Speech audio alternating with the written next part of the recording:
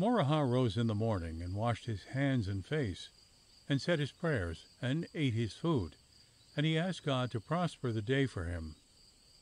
So he went down to the brink of the sea, and he saw a curragh, short and green, coming towards him, and in it there was but one youthful companion, and he was playing hurley from prow to stern on the curragh. He had a hurl of gold and a ball of silver, and he stopped not till the curragh was in on the shore, and he drew her up on the green grass, and put fastenings on her for a year and a day, whether he should be there all that time, or should only be on land for an hour by the clock. And Morraha saluted the young man courteously, and the others saluted him in the same fashion, and asked him would he play a game of cards with him. And Morraha said that he had not the wherewithal, and the other answered that he was never without a candle or the making of it. And he put his hand in his pocket and drew out a table and 2 chairs and a pack of cards, and they sat down on the chairs and went to card playing. The first game Morraha won, and the slender red champion bade him make his claim, and he asked that the land above him should be filled with stock of sheep in the morning. It was well, and he played no second game, but home he went. The next day Morraha went to the brink of the sea, and the young man came in the curragh and asked him would he play cards. They played, and Morraha won. The young man bade him make his claim, and he asked that the land above should be filled with cattle in the morning. It was well, and he played no other game, but went home. On the third morning Morraha went to the brink of the sea, and he saw the young man coming. He drew up his boat on the shore, and asked him would he play cards. They played, and Morraha won the game. And the young man bade him give his claim, and he said he would have a castle and a wife, the finest and fairest in the world, and they were his. It was well, and the red champion went away. On the fourth day his wife asked him how he had found her, and he told her. "And I am going out," said he, "to play again today. I forbid you to go again to him. If you have won so much, you will lose more. Have no more to do with him." But he went against her will, and he saw the curragh coming, and the red champion was driving his balls from end to end of the curragh. He had balls of silver and a hurl of gold, and he stopped not till he drew his boat on the shore, and made her fast for a year and a day. Morraha and he saluted each other, and he asked Morraha if he would play a game of cards, and they played, and he won. Morraha said to him, "Give your claim now." Said he, "You will hear it too soon. I lay on you bonds of the art of the Druid, not to sleep 2 nights in one house, nor finish a second meal at the one table, till you bring me the sword of light, and news of the death of Gaelic." He went home to his wife, and sat down in a chair, and gave a groan, and the chair broke in pieces. "That is the groan of the son of a king under spells," said his wife, "and you had better have taken my counsel, then the spells should be on you." He told her he had to bring news of the death of Gaelic, and the sword of light to the slender red champion. "Go out," said she, "in the morning of the morrow, and take the bridle in the window, and shake it, and whatever beast, handsome or ugly, puts its head in it, take that one with you. Do not speak a word to her till she speaks to you, and take with you 3 pint bottles of ale and 3 sixpenny loaves, and do the thing she tells you. And when she runs to my father's land, on a height above the castle, she will shake herself, and the bells will ring, and my father will say, 'Brown Ailry is in the land.'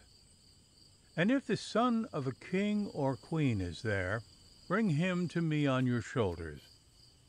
But if it is the son of a poor man, let him come no further. He rose in the morning, and took the bridle that was in the window, and went out and shook it. And Brown Ailry came and put her head in it. He took the 3 loaves and 3 bottles of ale, and went riding. And when he was riding, she bent her head down to take hold of her feet with her mouth, in hopes he would speak in ignorance. But he spoke not a word during the time, and the mare at last spoke to him, and told him to dismount and give her her dinner. He gave her the 6-penny loaf, toasted, and a bottle of ale to drink. Sit up now, riding, and take good heed of yourself. There are 3 miles of fire I have to clear at a leap. She cleared the 3 miles of fire at a leap, and asked if he was still riding, and he said he was. Then they went on, and she told him to dismount and give her a meal, and he did so, and gave her a 6-penny loaf and a bottle. She consumed them, and said to him there were before them 3 miles of hill covered with steel thistles, and that she must clear it. She cleared the hill with a leap, and she asked him if he were still riding, and he said he was. They went on, and she went not far before she told him to give her a meal, and he gave her the bread and the bottle full. She went over 3 miles of sea with a leap, and she came then to the land of the King of France. She went up on a height above the castle, and she shook herself and neighed, and the bells rang. And the king said that it was Brown Ailry was in the land. Go out, said he, and if it is the son of a king or queen, carry him in on your shoulders. If it is not, leave him there. They went out, and the stars of the son of a king were on his breast. They lifted him high on their shoulders, and bore him into the king. They passed the night cheerfully, playing and drinking, with sport and with diversion, till the whiteness of the day came upon the morrow morning. Then the young king told the cause of his journey, and he asked the queen to give him counsel and good luck, and she told him everything he was to do. Go now, said she, and take with you the best mare in the stable, and go to the door of rough Niall of the speckled rock, and knock, and call on him to give you news of the death of Gaelic and the sword of light, and let the horse's back be to the door, and apply the spurs, and away with you. In the morning he did so, and he took the best horse from the stable, and rode to the door of Niall, and turned the horse's back to the door, and demanded news of the death of Gaelic and the sword of light, and he applied the spurs and away with him. Niall followed him hard, and as he was passing the gate, cut the horse in two. His wife was there with a dish of puddings and flesh, and she threw it in his eyes and blinded him, and said, Fool, whatever kind of man is it that's mocking you? Isn't that a fine condition you've got your father's horse into? On the morning of the next day, Morraha rose and took another horse from the stable, and went again to the door of Niall, and knocked, and demanded news of the death of Gaelic and the sword of light, and applied the spurs to the horse, and away with him.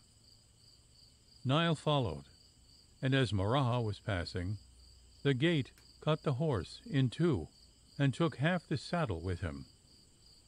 But his wife met him, and threw flesh in his eyes, and blinded him. On the third day, Morraha went again to the door of Niall, and Niall followed him, and as he was passing the gate, cut away the saddle from under him, and the clothes from his back. Then his wife said to Niall, "The fool that's mocking you is out yonder in the little curragh going home. And take good heed to yourself, and don't sleep one wink for 3 days." For 3 days the little curragh kept in sight. But then Niall's wife came to him and said, "Sleep as much as you want now. He is gone." He went to sleep, and there was heavy sleep on him. And Morraha went in and took hold of the sword that was on the bed at his head. And the sword thought to draw itself out of the hand of Morraha, but it failed. Then he gave a cry, and it wakened Niall. And Niall said it was a rude and rough thing to come into his house like that. And said Morraha to him, "Leave your much talking, or I will cut the head off you. Tell me the news of the death of Ange Gaelic." "Oh, you can have my head, but your head is no good to me. Tell me the story." "Oh," said Niall's wife, "you must get the story." "Well," said Niall, "let us sit down together till I tell you the story. I thought no one would ever get it, but now it will be heard by all." The story. When I was growing up, my mother taught me the language of the birds. And when I got married, I used to be listening to their conversation. And I would be laughing, and my wife would be asking me what was the reason of my laughing. But I did not like to tell her, as women are always asking questions. We went out walking one fine morning, and the birds were arguing with one another. One of them said to another, "Why should you be comparing yourself with me, when there is not a king nor knight that does not come to look at my tree? What advantage has your tree over mine, on which there are 3 rods of magic mastery growing?" When I heard them arguing, and knew that the rods were there, I began to laugh. "Oh," asked my wife, "why are you always laughing? I believe it is at myself you are jesting, and I'll walk with you no more." "Oh, it is not about you I am laughing. It is because I understand the language of the birds." Then I had to tell her what the birds were saying to one another, and she was greatly delighted.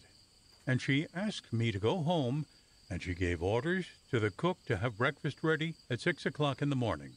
I did not know why she was going out early, and breakfast was ready in the morning at the hour she appointed. She asked me to go out walking. I went with her.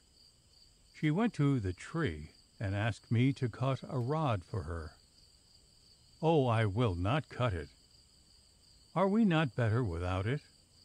I will not leave this until I get the rod to see if there is any good in it." I cut the rod and gave it to her. She turned from me and struck a blow on a stone and changed it.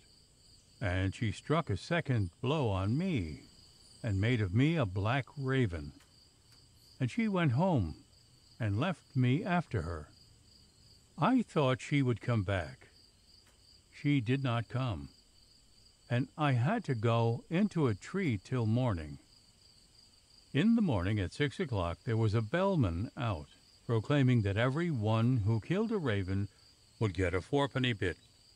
At last you could not find man or boy without a gun, nor if you were to walk 3 miles a raven that was not killed.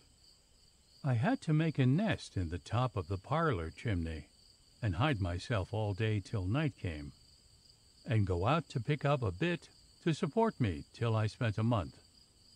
Here she is herself, to say if it is a lie I am telling.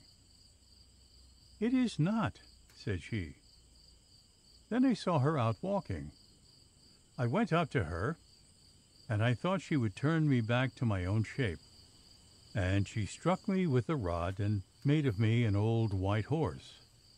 And she ordered me to be put to a cart with a man to draw stones from morning till night. I was worse off then. She spread abroad a report that I had died suddenly in my bed, and prepared a coffin, and waked and buried me. Then she had no trouble. But when I got tired, I began to kill every one who came near me, and I used to go into the haggard every night and destroy the stacks of corn. And when a man came near me in the morning, I would follow him till I broke his bones. Every one got afraid of me. When she saw I was doing mischief, she came to meet me, and I thought she would change me. And she did change me, and made a fox of me. When I saw she was doing me every sort of damage, I went away from her. I knew there was a badger's hole in the garden, and I went there till night came, and I made great slaughter among the geese and ducks. There she is herself, to say if I am telling a lie. Oh, you are telling nothing but the truth, only less than the truth. When she had enough of my killing the fowl, she came out into the garden, for she knew I was in the badger's hole. She came to me and made me a wolf. I had to be off and go to an island where no one at all would see me, and now and then I used to be killing sheep, for there were not many of them, and I was afraid of being seen and hunted. And so I passed a year, till a shepherd saw me among the sheep, and a pursuit was made after me. And when the dogs came near me, there was no place for me to escape to from them. And I recognized the sign of the king among the men, and I made for him. And the king cried out to stop the hounds. I took a leap upon the front of the king's saddle, and a woman behind cried out, "My king and my lord, kill him, or he will kill you." "Oh, he will not kill me. He knew me. He must be pardoned." The king took me home with him, and gave orders I should be well cared for. I was so wise, when I got food, I would not eat one morsel until I got a knife and fork. The man told the king, and the king came to see if it was true, and I got a knife and fork. And I took the knife in one paw, and the fork in the other, and I bowed to the king. The king gave orders to bring him drink, and it came, and the king filled a glass of wine and gave it to me. I took hold of it in my paw and drank it, and thanked the king. "On my honor," said he, "it is some king or other has lost him when he came on the island, and I will keep him as he is trained, and perhaps he will serve us yet." And this is the sort of king he was. A king who had not a child living. 8 sons were born to him, and 3 daughters, and they were stolen the same night they were born. No matter what guard was placed over them, the child would be gone in the morning.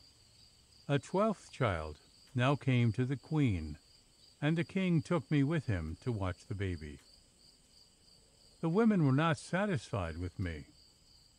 "Oh," said the king, "what was all your watching ever good for?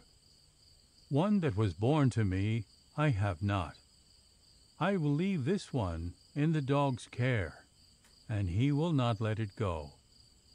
A coupling was put between me and the cradle, and when every one went to sleep I was watching till the person woke who attended in the daytime. But I was there only 2 nights. When it was near the day, I saw a hand coming down through the chimney, and the hand was so big that it took round the child altogether, and thought to take him away.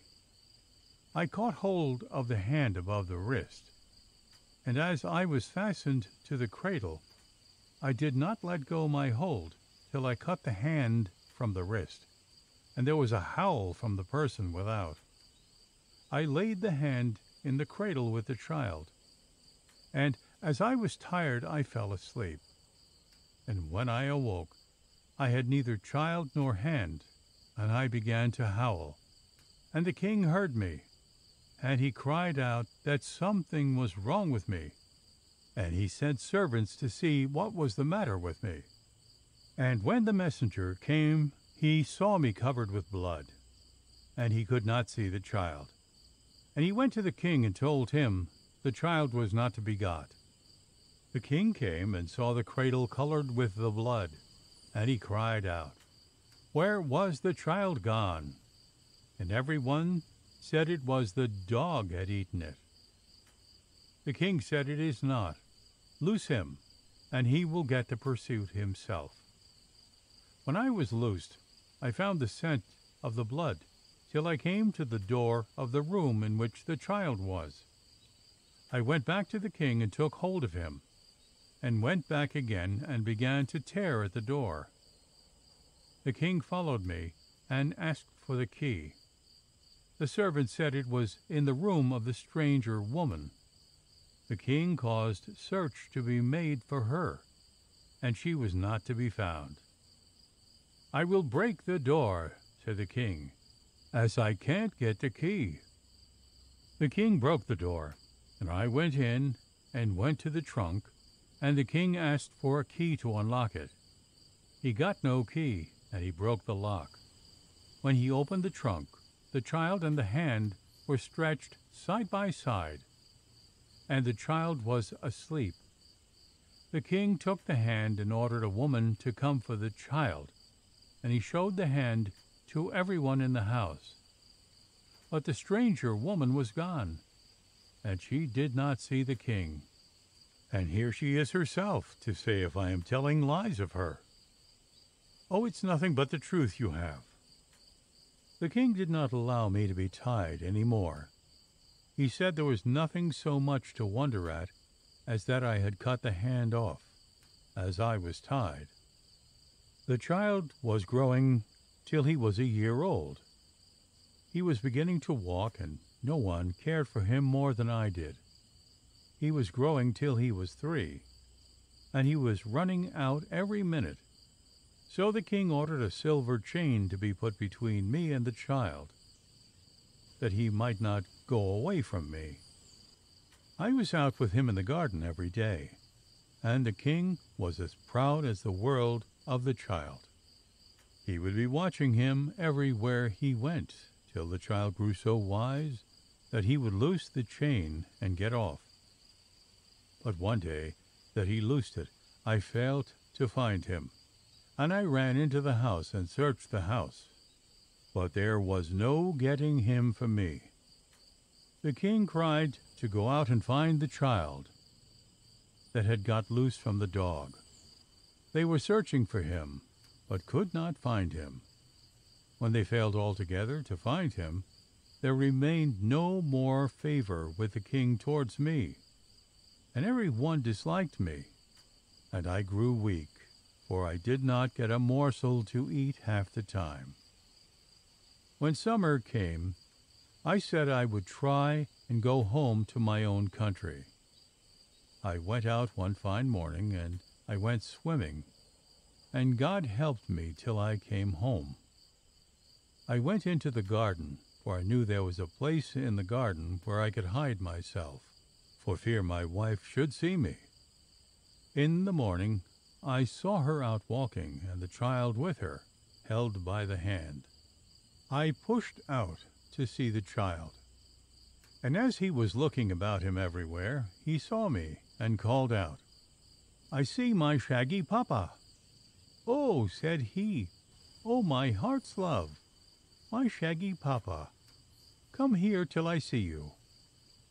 I was afraid the woman would see me, as she was asking the child where he saw me, and he said I was up in a tree, and the more the child called me, the more I hid myself. The woman took the child home with her, but I knew he would be up early in the morning. I went to the parlor window, and the child was within, and he playing.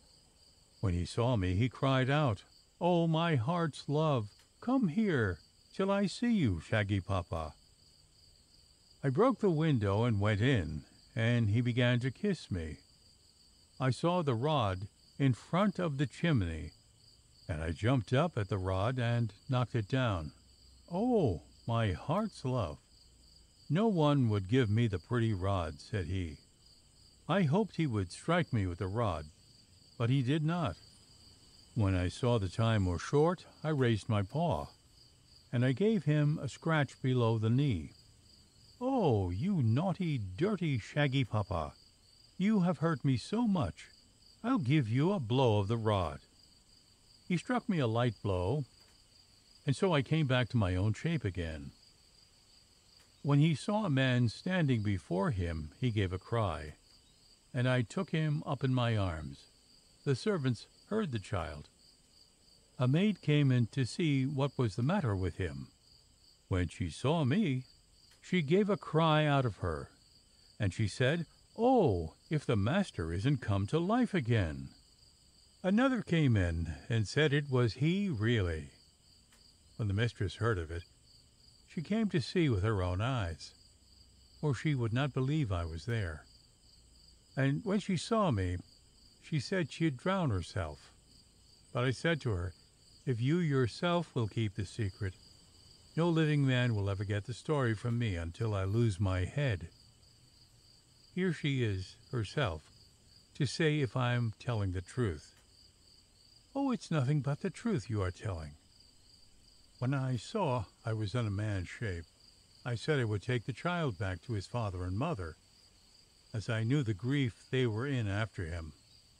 I got a ship and took the child with me, and as I journeyed I came to land on an island, and I saw not a living soul on it, only a castle, dark and gloomy.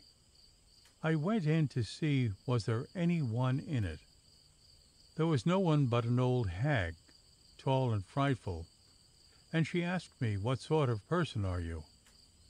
I heard someone groaning in another room, and I said I was a doctor, and I asked her what ailed the person who was groaning. "Oh," said she, "it is my son, whose hand has been bitten from his wrist by a dog." I knew then that it was he who had taken the child from me, and I said I would cure him if I got a good reward. I have nothing, but there are 8 young lads and 3 young women, as handsome as any one ever laid eyes on, and if you cure him, I will give you them. Tell me first in what place his hand was cut from him." "Oh, it was out in another country 12 years ago." "Show me the way that I may see him." She brought me into a room so that I may see him, and his arm was swelled up to the shoulder. He asked me if I would cure him, and I said I would cure him if he would give me the reward his mother promised. "Oh, I will give it, but cure me." "Well, bring them out to me." The hag brought them out of the room. I said I should burn the flesh that was on his arm. When I looked on him, he was howling with pain. I said that I would not leave him in pain long. The wretch had only one eye in his forehead.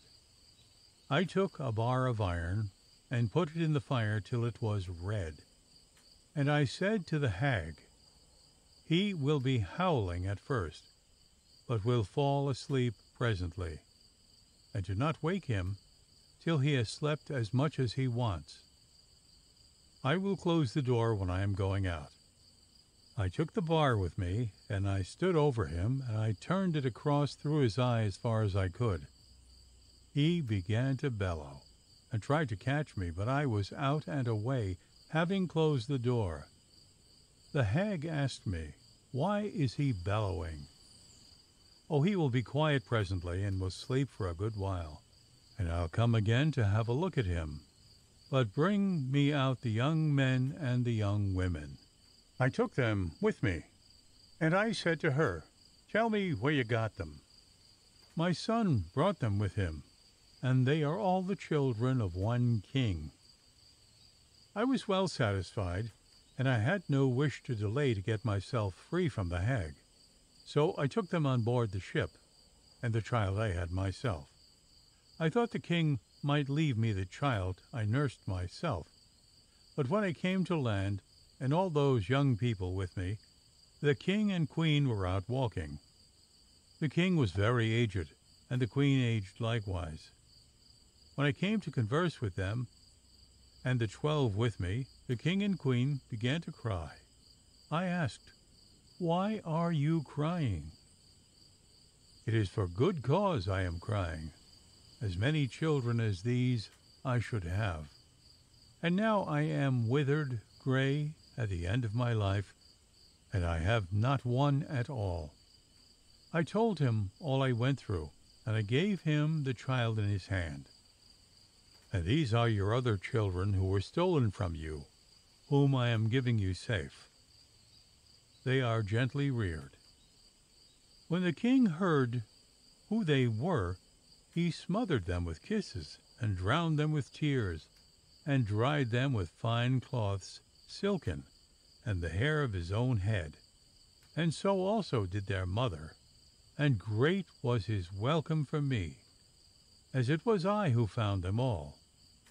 The king said to me, "I will give you the last child, as it is you who have earned him best. But you must come to my court every year, and the child with you, and I will share with you my possessions. I have enough of my own, and after my death I will leave it to the child." I spent a time till my visit was over, and I told the king all the troubles I went through, only I said nothing about my wife. And now you have the story. And now when you go home, and the slender red champion asks you for news of the death of Angelic and for the sword of light, tell him the way in which his brother was killed, and say you have the sword, and he will ask the sword from you. Say you to him, "If I promised to bring it to you, I did not promise to bring it for you," and then throw the sword into the air, and it will come back to me. He went home, and he told the story of the death of Angelic to the slender red champion. "And here," said he, "is the sword." The slender red champion asked for the sword, but he said, "If I promised to bring it to you, I did not promise to bring it for you." And he threw it into the air, and it returned to Blue Nile.